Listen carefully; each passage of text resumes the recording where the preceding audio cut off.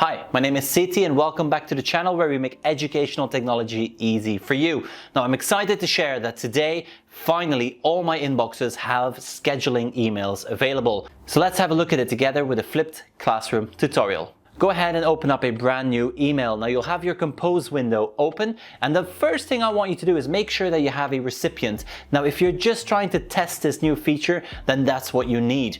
If you're sending an actual email, make sure that you fill out that subject line as well. Now before sending out or pressing that send button, I want you to note that little drop down arrow. Now this is going to open up an extra menu. So go ahead and click on that and let's schedule our email. Now you have a couple of options there available, but you can also set a custom date.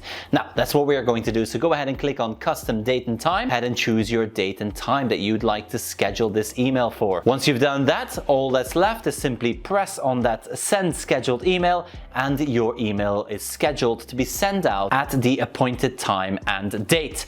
Now you can still tweak this. So let's go ahead and navigate to the side of our inbox now, and you will notice there's a new label there. The label is scheduled. Now let's go ahead and open up our scheduled labels. And let's find the email we've just scheduled. Now you can simply cancel the scheduled date and then you go back to your draft version of your email, which allows you to then reschedule it at a different time and date. This is very useful when you've made a little mistake and you need to change the date. Now I'm very excited about this new feature. It's a very short video, but I really wanted to share this with everyone and make sure that you're all aware about this amazing update just pushed out to all accounts. Now if you're not seeing it, then you will see it in the next couple of days because the rollout was 15 days and we're now about halfway through.